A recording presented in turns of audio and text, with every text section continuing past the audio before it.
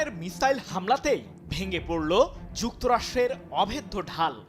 এবার কি হবে মার্কিন সামরিক বাহিনীর? ক্ষেপণাস্ত্র হামলা চালিয়ে মধ্যপ্রাচ্যে থাকা যুক্তরাষ্ট্রের সামরিক ঘাঁটিগুলোর বিরুদ্ধে প্রতিনিয়তই সফলতা পাচ্ছে ইরান। মুখ থুবড়ে পড়েছে অঞ্চলটিতে থাকা যুক্তরাষ্ট্রের অসংখ্য সামরিক স্থাপনা। লেজ গুটিয়ে পালিয়েছে মার্কিন বিমানবাহী রণতরী ইউএসএস আব্রাহাম লিঙ্কন। ইরানের মিসাইল কি অজেয়?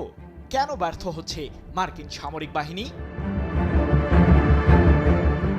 ইরানের ছোড়া মাত্র 4টি ব্যালিস্টিক মিসাইলকে সহ্য করতে পারল না মার্কিন সামরিক বাহিনী।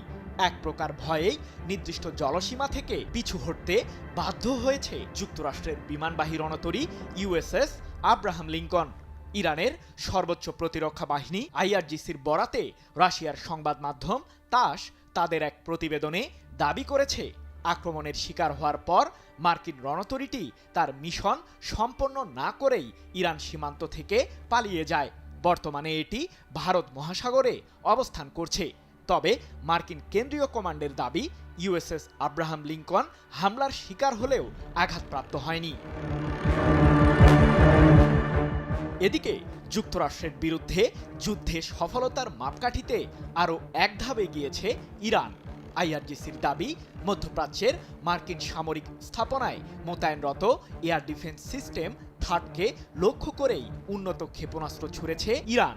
আর এতেই মুখ থুবড়ে পড়ে যুক্তরাষ্ট্রের তৈরি দ্বিতীয় আরেকটি থার্ড মডেলের বিমান প্রতিরক্ষা ব্যবস্থা। 3 মার্চ এক প্রতিবেদনে বিষয়টি নিশ্চিত করেছে ইরানের রাষ্ট্রীয় সম্প্রচার মাধ্যম প্রেস টিভি। এর আগে সংযুক্ত আরব আমিরাতে থাকা যুক্তরাষ্ট্রের আল রুয়াইস ঘাঁটিতেও হামলা চালায় আইআরজিসি। সেই মিসাইল হামলায় মার্কিন সামরিক ঘাঁটিটির এয়ার ডিফেন্স সিস্টেম থার্ড পুরোপুরি অকার্যকর হয়ে পড়ে।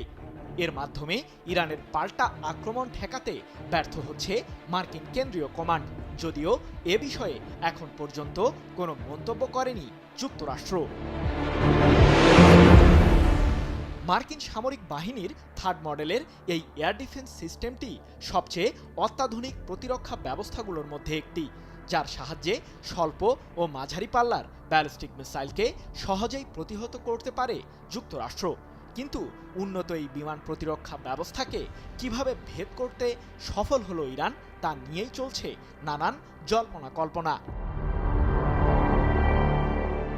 সাম্প্রতিক সময়ে ইরান বেশ কিছু শক্তিশালী ক্ষেপণাস্ত্র উন্মোচন করেছে, যেগুলোর হামলা চালানোর রেঞ্জ 2000 কিলোমিটারেরও বেশি। এই মিসাইলগুলো উচ্চগতি সম্পন্ন হওয়ায় সেগুলোকে শনাক্ত করা শত্রুপক্ষের জন্য অত্যন্ত কঠিন বলে দাবি আইআরজিসির। বিকাশ পেমেন্টে 10,000 টাকার বেশি অফার, শপিং চলছে তো।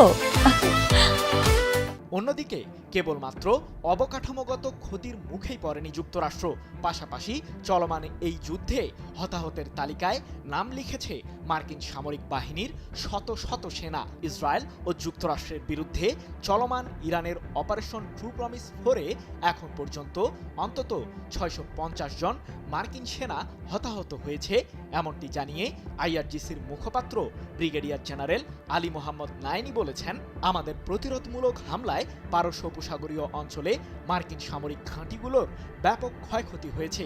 যুদ্ধের প্রথম 2 দিনেই 650 জন মার্কিন সেনা হতাহত হয়েছে, যদিও যুক্তরাষ্ট্রের পক্ষ থেকে হতাহতের এই বিষয়টি অস্বীকার কিংবা গোপন করা হচ্ছে।